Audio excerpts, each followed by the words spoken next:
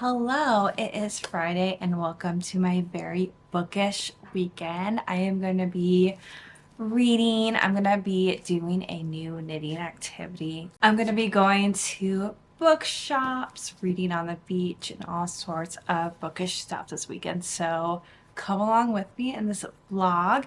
I am reading two books right now. I'm both about a third of the way through. So hopefully I'll finish one of these this weekend. The first one I'm reading is One Dark Window. In this fantasy world, if somebody has this specific type of illness, they develop magic, and the king and the royalty basically have snuffed out any child who has this illness and they kill them.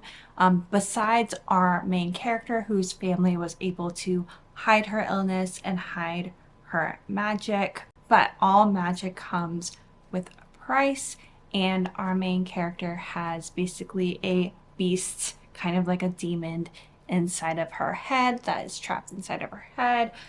This book has very interesting magical system. Besides the magic from this illness, there's also magic from cards. There's basically a deck of cards people are trying to collect, and each type of card has a different type of magical skill. Honestly, right now it's giving a little bit Yu-Gi-Oh!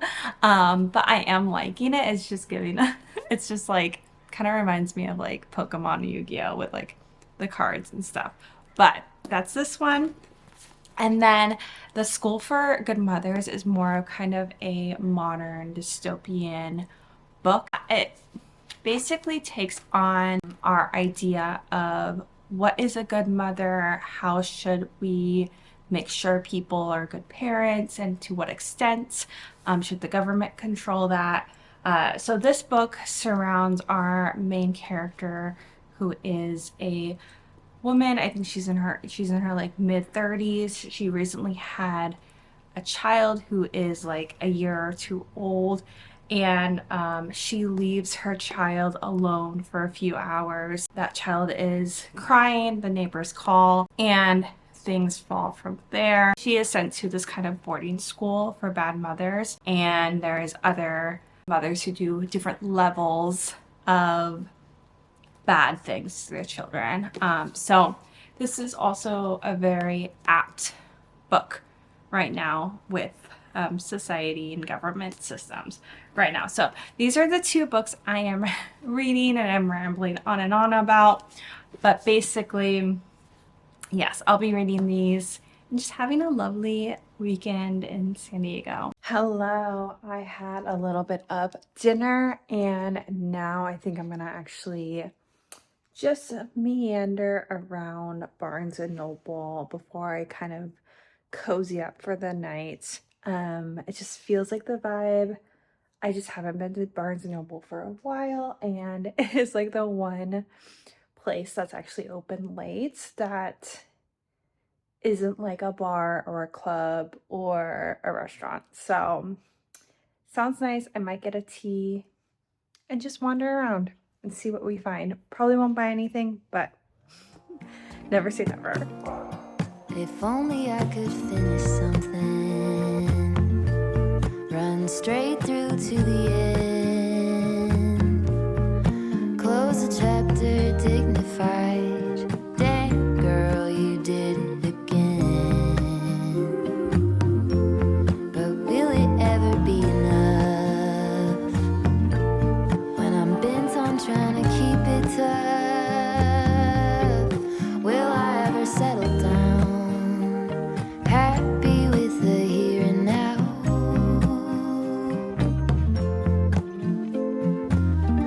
When will it ever be enough? Ever be enough? Ever be enough? If only I could build a tower. Hello, I wanted to give a little bit of a reading update since I am a little bit over halfway through One Dark Window. I am liking it. I do feel like it is pretty classic romantic-y kind of book. So if you like Ektar, all that stuff, I think I already said that, but I think you would like this. There are a couple of things that kind of like I had to buy into a little bit in terms of like main magical system is like these cards. It's like a kind of like a deck of cards. And basically if you collect the full deck, you can take away the mist. And our main character is working with this like kind of secret family. One of the sons is kind of like the love interest. The card magical system wasn't my favorite type of way of doing a magical system, but I am liking it now. Basically, our main character has this like beast demon guy kind of like stuck in her head, and he is so funny. He's so grumpy. He's hilarious. I'm really loving that part of it. I am liking the slow burn of the romance between our two characters. They haven't even like known that they like each other yet, which is my favorite. I really, really like a slow burn. I really don't like it when it's like, we don't like each other, and then like 2 pages later, it's like, oh, actually, we're in love. It's like, that's not what I want. I want that slow burn. So we're definitely getting that from here. There is a new release coming out that I'm want to get, and so I'm gonna go to our local romance bookstore, cute bookstore. So I'm gonna head over there, and then after that I'm probably gonna stay home and read and do some crafts and things like that. Also, I did buy something from Barnes& and Noble. Did you know that Anthony Bourdain wrote a book about Typhoid Mary? Because, oh my gosh, I am obsessed with Typhoid Mary and the story of her. And I love Anthony Bourdain, rest in peace. So this one I had to get it. I'm sorry, but I had to. It looks super, super interesting, and it's pretty short too. So that will probably be like a day or two of a read. So I'm excited about this one. Saxophones at every hour. Who hasn't heard of me now? Then will I have had enough of trying to keep myself real tough? Will I ever settle down, steady even when it gets loud?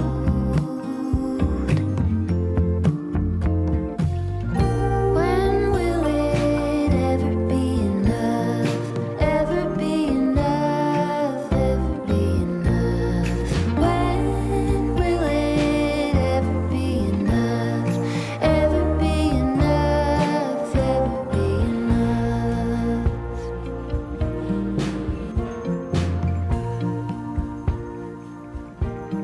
If only I could Hello, find a I am way. back. I had quite a nice haul. The little store close to Meet Cute wasn't open. I did go to a cute vintage antique store and I found some stuff. I found this little mirror. And I know some people are weird about getting mirrors from like antique stores, but I think this one is fine. Hopefully it's not haunted. Chai is sniffing it for ghosts, but I think it's so really, really pretty. It kind of gives like an Indian vibe, which we're trying to have a little bit in our house. I'm moving to our house in the Bay Area soonish, so I'm just trying to get like little things for that. And then I saw this cardigan that I swear could have been from Cezanne. It's like a pink cardigan.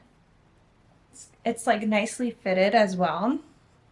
And it has these like little buttons, like little bead buttons, but the embroidery is so pretty. That is beautiful. Like that is handcrafted. I don't know which year it's from, but I would guess probably like the 50s or 40s. So this is what it looks like on. I think it actually fits really well. I would wear something different than this like active top, but I think it actually fits me so well. I'll be honest, I did not try it on in the shop, but I think it actually fits me so well. It's a like tiny bit itchy, but not that itchy. Like it's slightly itchy like here and then like here. I probably wouldn't button it, but I think it's just so pretty and lovely. So yeah, that's what this looks like.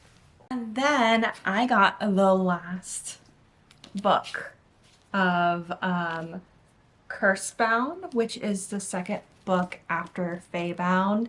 And I feel like the series is so underrated. I don't see it anywhere on TikTok, anywhere on YouTube. Like, I really don't see anyone talking about the series, but I personally feel like it's much better than both ACOTAR. Well, I've only read the first ACOTAR book, to be fair, but better than at least the first ACOTAR book and better than Fourth Wing. This is everything I wanted in Fourth Wing. It's a fae romantasy with two sisters. One is sapphic and one is straight, and it is an enemies to lovers for one of the romances and just kind of like a normal cute friends to lovers for the other one. And there's mythical beasts where you like have intercommunication with, and there's just like a whole society with a lot of like different ethical dilemmas. Just I really loved it. I'm excited to read this one. I think the cover is gorgeous. I do wish it had a little bit of like design, what do you call it, on the edges, bright edges, but that's okay because it matches the other book.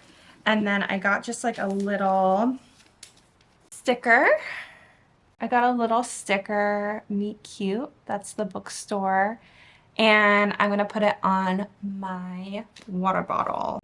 This is their latest bookmark. They always change it every single time I'm there. It's a different one. Such a good haul. I've been really trying to be more intentional about getting the things I get at like local places or thrift stores or things like that with my buying power. So I'm really happy with these purchases. We are just going to do some chores around the house. Well, I'm going to do some chores around the house. This one's going to lay around and read, and probably not too much else. If I get a lot done today, I might go to the beach for the sunset, but that will depend on how much I do. To put an angel on your shoulder, tell you true things every day. By the time Hello.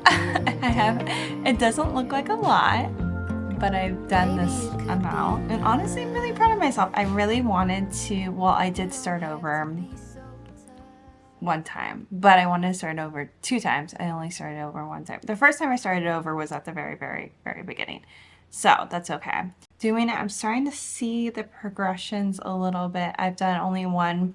Have you done the Sophie scarf before? I think I'm going into my second 8th row, if that means anything to you. It's really, honestly, knitting is kind of scary to do anything that's like not just like a simple scarf, because it's like another language. So it's a little scary, but it's also really rewarding when you understand it a little bit. And I'm enjoying this a lot. I'm just watching YouTube. I'm waiting for my frozen shepherd's pie to bake. This definitely makes me want to push myself slowly to do other things that I haven't done before in the fabric arts community. I'm going to knit this until I eat dinner, and then I think the rest of the night, it's only 5:30, but I go to bed pretty early. The rest of the night I'm probably going to do some like reading, cleaning, that kind of thing. I'm not going to the beach tonight, not because I didn't get the things I needed done. I actually got everything done I needed, but because I'm going tomorrow, so that's fine. I'm gonna put the shepherd's pie in the oven and see how far I get in the next, I don't know, 25 minutes that it has to be in there. I have my shepherd's pie. It's not the most aesthetic looking thing in the world, but I didn't get that much done. I think I messed up a little bit, but that's what I have so far. I think I messed up but that's okay. I think I'm just gonna keep on going, and this will be like my first one. And then I'll make different Sophie scarves, like another one in a different color. That's probably done better. Good morning. I washed my hair, had a coffee, did a workout this morning. Bar definitely kicks your butt. So that was nice. Really nice morning today. I've been reading through The School for Good Mothers. I'm almost halfway through, and it is getting more and more dystopian. The very beginning, it seems like normal kind of life and normal consequences. So the main character, she is a mother of a 18-month-old. She is divorced from her ex-husband, who is now with like a much younger woman, and who's like a Pilates teacher or something like that. And she has like a really bad day and leaves her daughter by herself for about 2 hours while she like does some things. Her daughter is obviously very young, and that is considered and would be considered like neglect. So CPS is called because the baby was crying. So all of this stuff is very like, okay, yes, this makes sense. This would actually happen in real life. If you leave a baby at home alone, CPS might be called on you. But the punishment for this woman is to go to this basically boarding school camp for about a year. And at this place, she learns how to be a good mother. And the part that I think is especially dystopian is the robots who look slightly like their children, but not really like their children. And they are monitored, their heart rate's monitored, their warmth of their skin, their eye contact, all things are monitored to make sure they're being a good mother to these robot babies. And our main character so far is having a really hard time because she is not giving a warm enough hug to her like robot child. Very all dystopian, very like 1984. I am liking it a lot. I was a little bit concerned at the beginning that I wasn't gonna like it because it just seemed like more day to day, and the character was flawed. It was not a good thing to do to leave your baby at home alone. But now the world is kind of revealing itself. For example, one of the mothers is there because her daughter like fell from a jungle gym and broke her arm, and they considered that neglect or abuse. And then another mother smothered her teenage son too much, just basically giving her teenage son too much affection. I am liking One Dark Window. It's not grabbing my attention as much, but I am liking it. So we'll see which one I finish. I'll probably finish one or the other book today because I'm about halfway through both. So we shall see. I'm gonna go get some lunch and probably head to the beach and do some reading at the beach, which sounds absolutely lovely. It's in the 70s today, and I know it's really cold everywhere else in the country, basically. So I'm really appreciating the weather. So let's get something to eat and head over to the beach.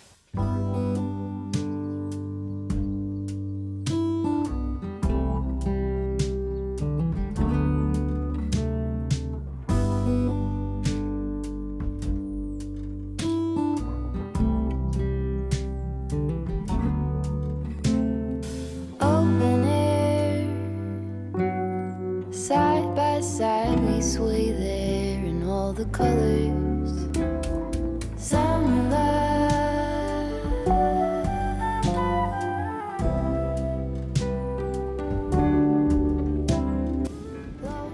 Hello, I am seriously completely alone at the beach besides this guy going up and down the stairs.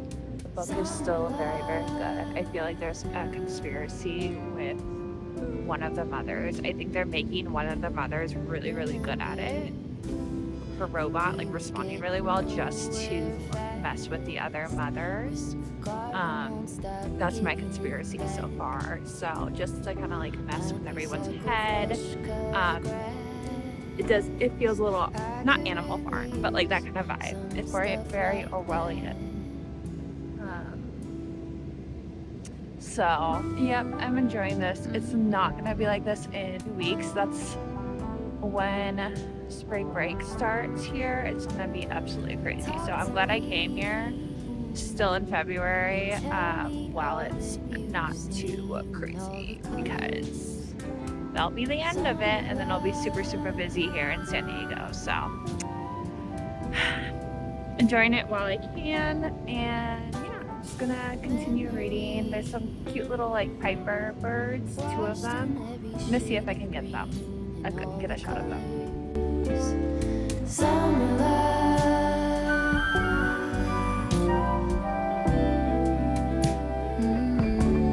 Remember the lazy river day canoe, bathing in the turquoise blue. So I completely forgot that I wanted to go see the sea lions this morning. I had like made that as a plan, but like I honestly forgot about it. So the sea lions usually are sleeping during like the sunlight hours. So right now it's like 4:25. So I think I'm gonna take Chai out and then head over and try to see the sea lions a little bit before sunset, so that the pups will, like, because it's pupping season right now, the little baby seals, or it's seals, not sea lions, the baby seals are like galumping around. That's what it's called when they like move like that. It's called galumping. So I wanted to see them, so I'm gonna head over. We're gonna go see those little baby seals.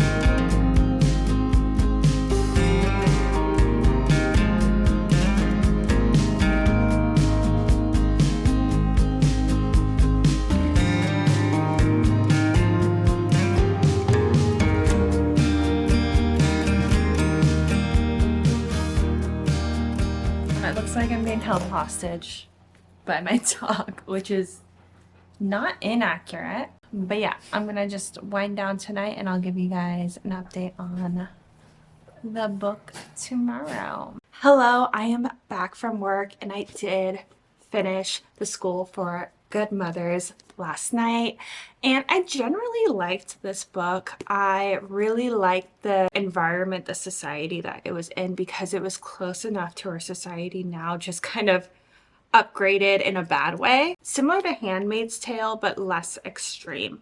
I would say really just focused in on motherhood or parenthood. I loved a lot of the characters. I even liked the like robot child thing. I think that was like one of my favorite characters, honestly, and how that child developed and understood and didn't understand certain things. I felt like the characters in general, like the surrounding characters, were well developed. Really wanted to keep on reading it until about halfway through, and I'll talk about that in my critiques. But I basically gave it like 3.5 stars. I enjoyed reading it. I would read it on a trip pretty easily. Like, it was like a enjoyable read. It did make me think about like certain things in society, which is what I like to do when I'm reading a book. Now to my critiques. So I have two general critiques.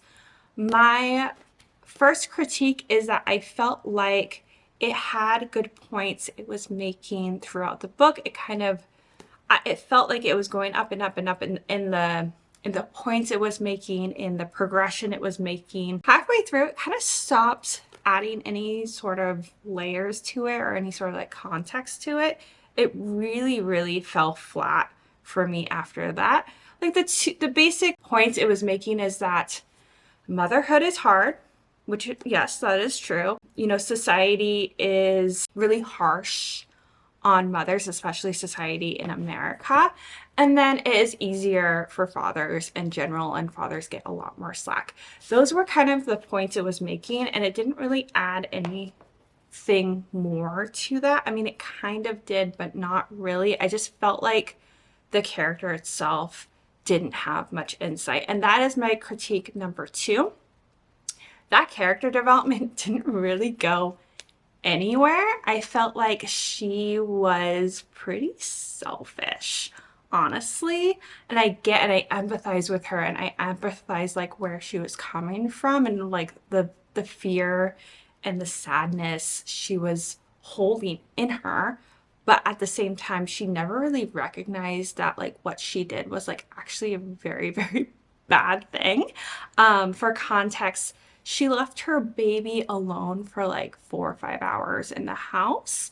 You know, she didn't kill anybody, right? But like that is neglect, and that would be considered neglect in society here and now. And she didn't really like think about how it could actually impact her child. I think it was really just how things impacted her herself and getting her child taken away from her, and didn't really like think about like what was maybe throughout the book. Like obviously what they were doing to her was wrong, but she also wasn't really thinking about like what is best for her daughter, and just really that what she wanted from this relationship. So, you know, it could have, you know, one thing I probably would have done towards the end of the book is just like comment on that in some sort of way of like how this main character really is just thinking about herself this whole time. And maybe the author did, and it just went over my head. So please let me know if you've read this before and you felt like the author really did critique the character herself, but I just really don't feel like she did. That was my critique. It would have been a little bit higher of a rating if it continued like that with more layers and all that kind of stuff. Yeah. So that's my review of The School for Good Mothers. I think, you know, it's kind of a love it or hate it kind of book. I think if you're a parent, it might be a little bit of a hard read. I'll be honest. So take that as you will. But thank you so much for watching this far, and like and subscribe if you want to see more. I'll see you guys in the next one. Bye-bye.